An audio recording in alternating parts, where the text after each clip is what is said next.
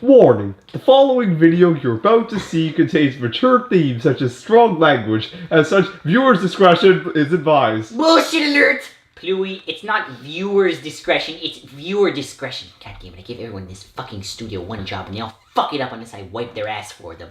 Now then, Pluie, let's not make this mistake again, and how about you repeat that, but properly this time? Fine. As such, viewer discretion is advised. You happy, Bernard? No, I'm only satisfied. Guys! Hey, Bernard. Oh, get out of here, you idiotic fucktard! Please, my good sir, it's inbred. We didn't acknowledge the enduring presence of Aboriginal people on the land that is the studio. Wild thing, we don't have time for this, but it's important! No, it isn't. What did those Aboriginal people do for us? They were native. They made the Washington Redskins. I like the Redskins. My God. How do you think life would be if every public service announcement had to have that stupid I'm your Nam presence blah blah thing each time? Arriving at Davisville Station. We would like to acknowledge that this station is situated thank God I brought my 100th anniversary limited edition gallon of bleach. Nation, the Haudenosaunee Sweet Confederacy, relief. the Mississaugas of the New Credit First Nations, and the Hey, Métis Ted, I Nation. got us a free The treaty that ticket. was signed for this particular parcel of that's land sad. is collectively At least he referred left me to the as gift the of Toronto 100th Purchase anniversary and applies to bleach. land east of Browns Line Yay! to Woodbine Avenue. It would be great. No, it wouldn't, and you know why. Right. But are we still gonna do it? No. Come with me. Anishinaabe! Wendat! Support the Cleveland Indians! Also, do you know what inbred means? Sounds like a kind of bread that I would eat.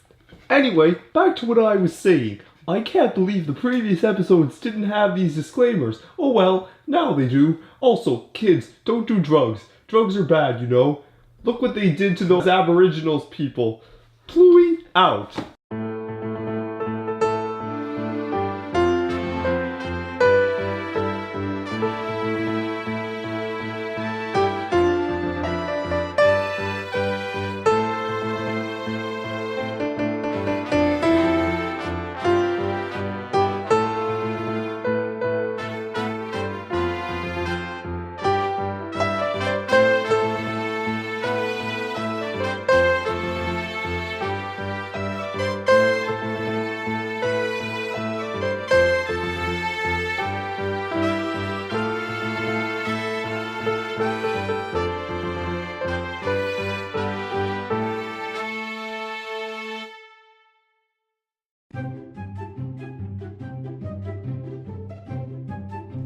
Greetings, everyone. I'm Herman. I'm Sherman. We are the Show Shredders. And even if this show brings us dread, it's nothing we can't shred. Today we are going to tread into dangerous waters and review not one, but 2 episodes of SpongeBob. You can guess how fun that's going to be. Indeed, we are going to look at A Pal for Gary and Pet Sitter Pat. Why together? Well, these episodes have a large amount of similarities in their plots and problems. SpongeBob episodes have a plethora of issues including suicide, attempted murder, and in this case, animal abuse. Let's dive in and take a look at these washed up wastes that Nickelodeon has produced, starting with A Pal for Gary. Wow, already I have so much faith in this. Casey Alexander, Zeus Service, and Richard Purcell wrote this episode? You've got to be kidding me! These guys have written some of the worst episodes of SpongeBob and you decide to put them together? What the hell were you thinking, Nickelodeon? Also, I see this show finally has a proper intro. It's about time. Very true, Bernard. Fans of SpongeBob consider these guys the worst writers of the show, and considering their lineup of episodes, it's very easy to see why. These guys are going to be in a lot of SpongeBob reviews that we'll do, so be sure to get well acquainted. Before we move on, may I request one thing? What would that be, Bernard? Can you guys render me in high definition? This crappy definition image of me isn't gonna cut it. I guess we can, Bernard. I mean, you are technically a main character. Indeed. Don't worry, Bernard. I'm calling just the guy we need right now. Oh boy, I'm almost done solving this perplexing algorithm. Hopefully nobody interrupts me. I What do you want? Hey, Shell, it's me, Herman. Oh, what the shell? Listen, I have a request for you. What? Bernard is complaining that his image isn't in high definition, and the review can't go on without him. Will you please attend to this matter immediately? This is some third world shit. Fine, give me a second. I'll get on to it. I fucking hate fucking fucks. Middle Eastern brown, like stuff. Fucking Gaza. Come on, man, hurry up. We're tight on camera time as it is. Fuck off! I'm using Windows fucking Vista. I can only go as fast as the program lets me. Well, why are you using something as out of date as Windows Vista when we're in Windows 10 now? That's 2 generations behind. Fuck you, man. I'm funded worse than an immigrant. And why are you using an ET cartridge? Hey, the resale value is amazing, even if the game is complete shit. It's almost done. Just give me a second and done. Thanks, man. No problem. Now let me play my StarCraft. Fucks. Much better. Now then, let's get back to the review. This episode begins with SpongeBob feeding Gary. Upon giving Gary his snail food, SpongeBob throws away the can, but it bounces around and ends up destroying half the kitchen. What the hell is that can made of? Adamantium? I know that this is supposed to be slapstick comedy, but over the years, the show has phased out cartoonish slapstick like that and has gone for a more realistic vibe, which unfortunately leads to unpleasant scenes like that one with Squidward's toenail in House Fancy. Seeing as the show wants us to treat it more realistically, imagine if this actually happened in real life. What delicious processed beans, huh, Ted? Yup. I can still taste the preservatives.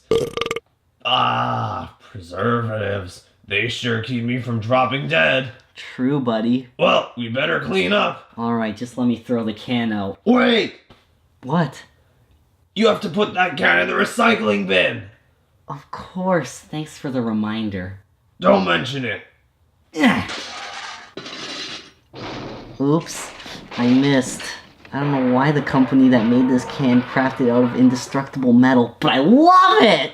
Yeah, look at how it bounces everywhere. Ooh. Gah! My spleen. Oh! Ted! Oh well, Ted's dead. Oh, a butterfly! SpongeBob then heads to the door, but Gary wants to go for a walk. Or at least so he thinks. Unfortunately, SpongeBob can't do that because he has to go to work and he bids Gary farewell. Although SpongeBob thinks Gary is lonely, in reality, he is actually having a fun time, and he tunes in to watch a Clint Eastwood marathon. I'd rather watch that than these awful episodes. SpongeBob is then sweeping at work when a customer with a worm walks in. Like any normal employee, SpongeBob informs the customer with the worm of the Krusty Krab's no pet policy, but immediately Mr. Krabs ignores his own rules that he established just to rip off another customer. Jesus, is anybody on this entire planet a bigger cheapskate than this Eugene Krabs guy? I believe I am.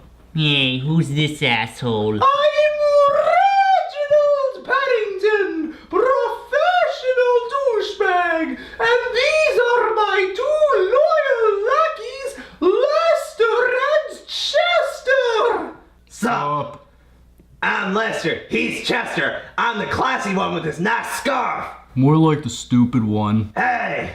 They do lackey things. Who knew being a professional douchebag was an actual profession? Oh well, hey, wait a minute. Bullshit alert. That's my jacket. Remember I wore it in the last episode? Whatever, loser. It suits me better anyway. Besides, why buy a jacket when you can steal one? Already I can tell I'm gonna hate this guy. Reginald, out! Then SpongeBob gets guilt-tripped by everything, including Mr. Krabs, who calls the customer with the worm a responsible pet owner and SpongeBob's own phone message. Hello, you've reached SpongeBob and... Come on, Gary. Meow. Gary. Bah! The two of us are having too much fun together to answer the phone right now. So leave a message and we'll call you right back if we ever get a break from having so much fun together. Hurrah! Wow, what kind of phone message is that? Can you even top that? Oh shit, I'm late for Wild Thing's birthday. I better call him. Come on, pick up.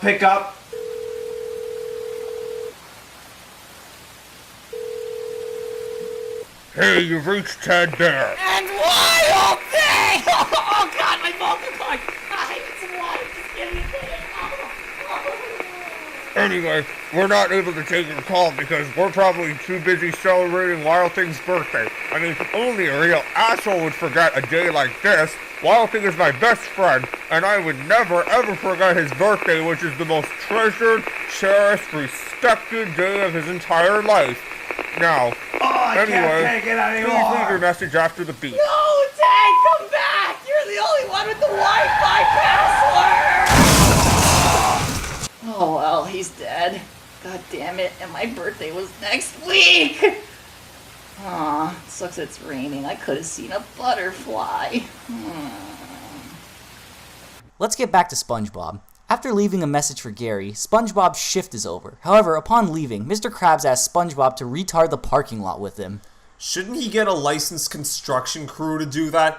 Of course not. This is Mr. Krabs we're talking about. He fires employees so he can save a fucking nickel! Anyway, SpongeBob says that he needs to go home to Gary, and Mr. Krabs allows him, but under the condition that he needs to come to work 5 hours early the next day to retard the parking lot. I'm going to keep note of that. It's going to come into play later. Trust me.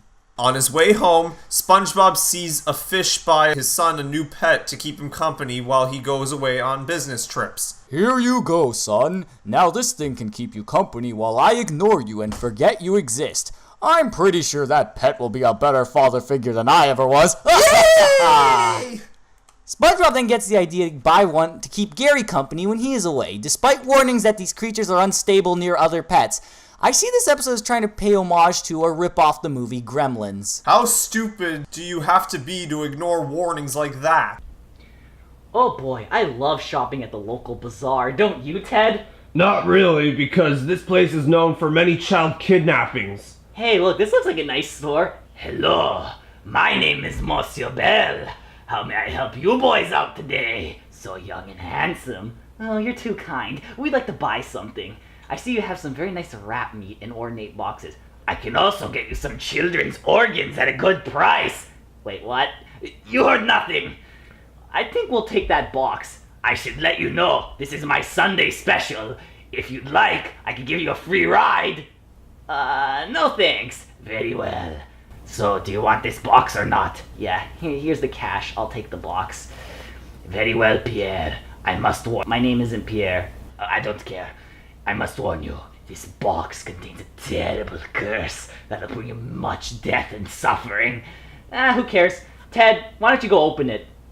You really shouldn't do that. Alright, Wild Thing, let's get to it. I regained my physical form. Now then, to Taco Bell!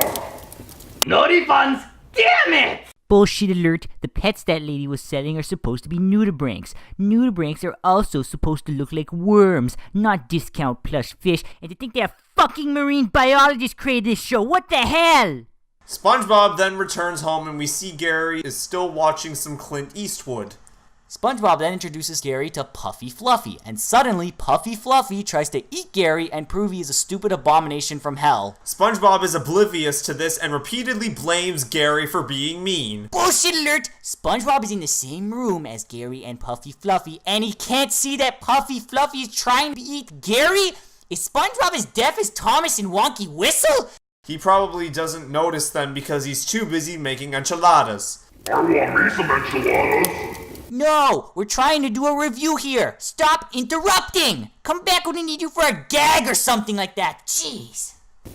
Oh, shucks. SpongeBob then tucks Gary and Puffy Fluffy in a bed and goes upstairs to sleep. Puffy Fluffy tries to kill Gary, and like any other logical person would do, or in this case Snail, Gary runs away and tries to sell SpongeBob. SpongeBob is really starting to piss me off. Puffy Fluffy's anything but subtle in his attempts to kill Gary, and yet SpongeBob doesn't even notice him. What a fucking airhead! SpongeBob then scolds Gary and tells him to go back to sleep. Gary, go back to sleep. Don't you know that I have to wake up early and do unpaid slave labor for Mr. Krabs? Bah! SpongeBob is being awfully cruel to Gary for no reason in this episode, when earlier he felt bad for leaving him alone. Make up your mind, writers! Either he's an asshole or he cares about Gary! Gary notices that Puffy Fluffy has shed his skin, and he finds him in the kitchen going through the fridge, only now Puffy Fluffy is a giant eel. To this episode's credit, at least Puffy Fluffy's second form now resembles a nudibranch, or at least it represents it way better than his first form. Gary then proceeds to fight off Puffy Fluffy while SpongeBob is sleeping. Despite destroying half of SpongeBob's house, he somehow manages to sleep through it. He then wakes up believing a sea quake has happened. He then goes into his study and sees that it has been destroyed. No! My albums of Squidward's nudes! Bah! Wait, what? He blames Gary for this and goes to the kitchen. He then busts down the door and sees Puffy Fluffy about to eat Gary. And what does he say? Gary! Ah! You put Fluffy down right now. Bad boy, Gary. Bad boy. Bad Gary. Bad. Are you fucking kidding me? He has Gary in his mouth! How can Gary put him down? This scene is so fucking stupid! Imagine if this happened in another film! Oh god, help! I'm being eaten by a motherfucking T-Rex! Help!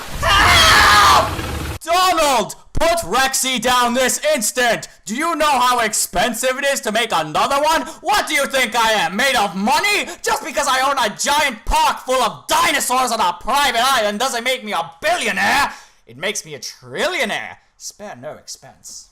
What the hell? I'm dying here! Ian, help! I don't know what you are talking about. See what I did there? Comedic genius, fuck my life! Puffy Fluffy then spots SpongeBob and proceeds to eat him. Another credit to this episode is that nudibranchs do eat sponges in real life. For some reason, Gary decides to save SpongeBob. If I were Gary, I'd let him die, considering that he just told Gary to put Puffy Fluffy down! Seriously, I'm not getting over that! Gary then defeats Puffy Fluffy by whipping him with his riding crop and driving him away from Bikini Bottom.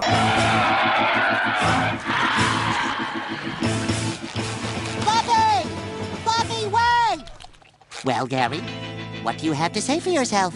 Bullshit alert! SpongeBob was almost killed by Puffy Fluffy, yet he wants him to come back? On top of that, he doesn't even thank Gary! What an ungrateful douche! He makes me so proud! Shut up!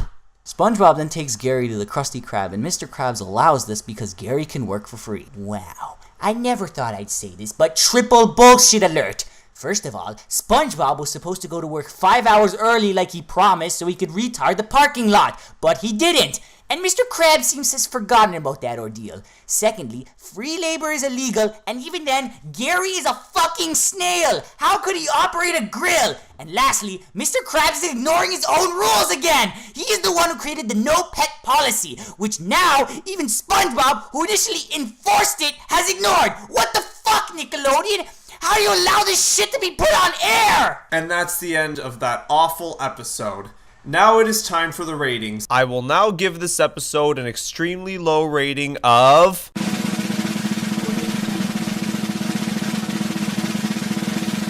minus 25 out of 10.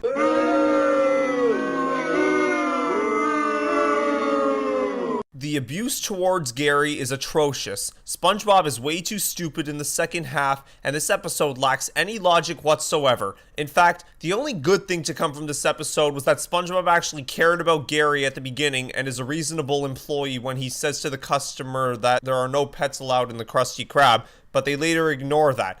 And for once, there are no Squidward torture porns in this episode. Oh, and I guess SpongeBob pronounces enchiladas properly. What about you, Sherman? Before I give my rating, Herman, you're being way too generous on this piece of crap. I give this episode a rating of negative 35 out of 10. This episode is awful. Gary is treated like garbage, and even when he saves his owner's life, SpongeBob is a complete moron and an ungrateful douchebag in this episode. There's nothing good about this episode. Nothing! I can stomach the beginning, but after that it turns into pure shit. Most SpongeBob episodes have one thing that ruins it, like a disturbing scene or a bad moral, but this one caught me by surprise. Bernard, how about you? This shit's off the bullshit scale. I'd say it's a cosmic turd.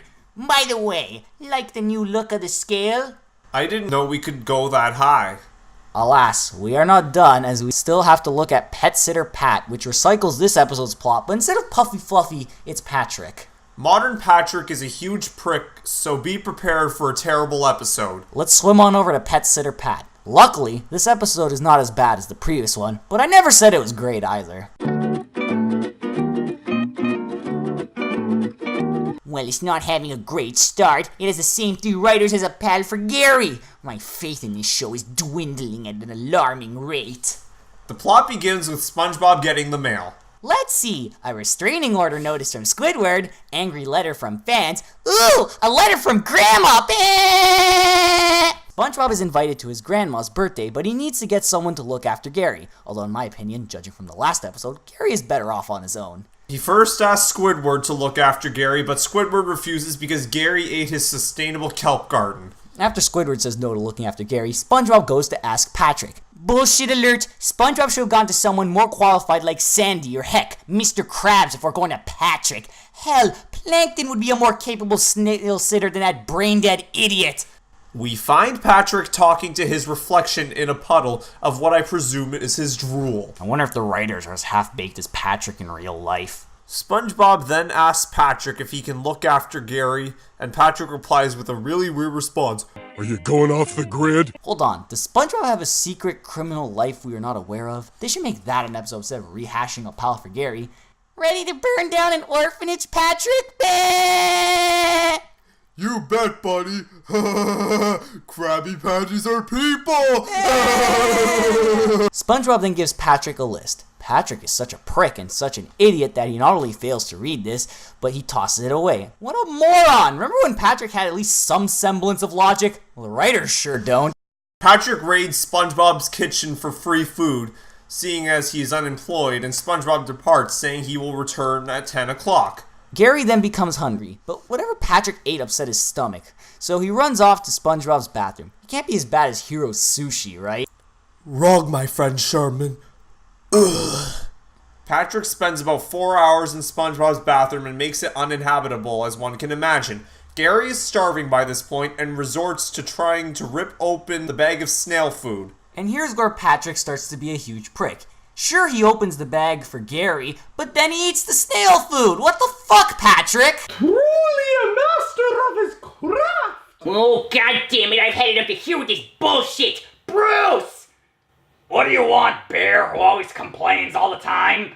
Do I get paid if I help you? Yeah, sure. Listen, there's this douchebag, a professional douchebag called Reginald Paddington nearby. Can you please shut him the fuck up? We're trying to do a fucking review! Whoa there, calm down, little guy, you're gonna get an aneurysm. Don't call me little! Oh, we got a Napoleon complex here. Very well, I will deal with it. Good. I bid you luck. Alright, who's the asshole I got paid to kick the shit out of? Come on up, be a man, fight me. Lester, go get him! Charge! Ah!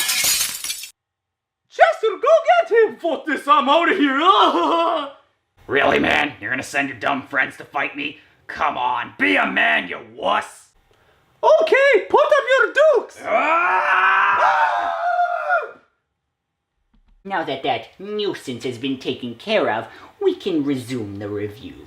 We then cut to the house of Grandma SquarePants, where SpongeBob begins to worry about the things Patrick might be doing to Gary. And you know what? He's not that far off. SpongeBob then asks Grandma SquarePants if he can use her phone to check up on Gary. Bullshit alert! That phone only has 7 number dials, whereas a regular phone has 10.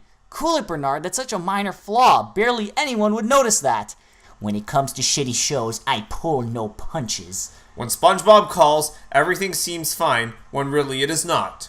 SpongeBob is convinced that Gary is fine, and he reminds Patrick to give Gary a bath. Patrick smells his own armpit, thinking it's Gary, and takes him into the kitchen to give him a bath. He also puts his snail food in there. For some reason. Bullshit alert. Patrick put snail food in the water, and yet it still looks like water. The snail food should dissolve into the water and change its color. And really, trying to get the water to stay in there. Patrick may be the dumbest cartoon character I've ever seen. He makes Wild Thing look like a Nobel Prize winner. Thank you. You're too kind. Anyway, I would like to thank Ted's decomposing corpse over there for helping me get the Nobel Prize for studying the effects of placing nail polish on one's armpits during a full moon while the opening theme of Blue's Clues is playing. Oh, come fucking on! I ain't been to fucking teleporter and this asshole gets a Nobel Prize! This is so fucking rigged! Nah, this is bullshit! What idiots are running this event? Soto! Kingston plays sports! Gary rightfully gets pissed off and attacks Patrick. Patrick even slips on Gary's slime trail while trying to chase him. This would be good comeuppance for Patrick if he felt pain, but he is oblivious. Not only do these guys not know how slapstick works, they don't know how to give payback to a bad babysitter. If he doesn't react in pain or discomfort, then he isn't getting punished. SpongeBob calls and reminds Patrick to make sure the bath water is not too hot and to dry Gary off. What does Patrick do? He thinks that he's clever and tries to trick Gary into taking a bath. Of course, by trick Gary, I mean try to burn him with a fucking flamethrower. Holy fuck, can Gary catch a break? Bullshit alert. How the fuck can you light a fire underwater? This is so stupid. It would just get extinguished. I want everyone to take note of how SpongeBob's bed was turned to ash. That'll come into play later. Trust me. What kind of babysitter tries to kill the person or pet they are looking after? Elliot, get your ugly ass up here at once! Sorry, Mother! We were playing My Little Pony in the basement! Yeah, they were getting awfully kinky! Elliot, I couldn't help but notice that you have a friend with you. How the hell does that work? Who the fuck is he? This is my friend John! We met at the Dora Wiki! You want to see our collection of erotic Dora fan art? No! Holy fuck! It's my job to make people's lives a living hell, but you two are giving me a run for my money! Christ! So what did you want to tell us? Is it that you're finally going to teach us how to wipe our own bottoms? Oh boy, I'm wetting myself with excitement! No, tonight is the annual Demon Potluck and I must attend. As such, you will be receiving a babysitter. I don't need a babysitter. Oh, Elliot, like you're capable of taking care of yourself. You're 30 and you still live in my basement. I'm in my 30s too, and I live in my parents' basement. They say I need to get this thing called a career so I can live somewhere else. Wow, me too! Wow, what are the odds of that? We're like twins! This only proves my point. Oh, thank God the babysitter's here. Oh, thank you so much for coming, Bruce. I don't think I was kidding when I said only a non-veteran can handle this. It's just one night. It can't be that bad. I mean, I got out of Nom unscathed. Yeah, well, you see, Elliot somehow made a friend, so now there's two of them. No matter. I always get excited at the thought of a challenge. I just have one question, Tracy. Okay. Oh, what's that? Can I use any means necessary for discipline? Yeah, sure. Kill him for all I care. Alright, maggots. Front and center. Just because you're our babysitter doesn't mean you get to tell us what to do. Yeah, we wear pull-ups. We're big kids. Not helping, John. Actually, it does mean that. You fucking idiots. That's the whole point of a babysitter. Now then, you're gonna shut the fuck up and maintain a low volume level. You're also going to go to bed at the time your mother assigned. And lastly, you two shitheads are going to the showers because you reek. Christ! And if any of you disobey me from now on, I will send you 6 feet under. Are we clear? Yeah? Wait! Are you gonna scrub me in the bathtub? If I don't get my hard-to-reach areas, I experience severe flaking. I also need my dose of baby powder or I get an anal rash. Way too much information there. What about my nipples and my Shut up! Alright, you two are gonna do this immediately or I'll be forced to take action. We're not scared of you! We watched the entire Blue's Clues Halloween special! Yeah, you big meanie, bring it on! That's it.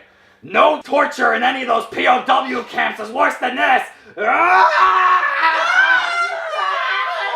genital warts! I'm flaking! Well, you know, if I had to babysit two goofuses like those two, I'd probably kill them as well.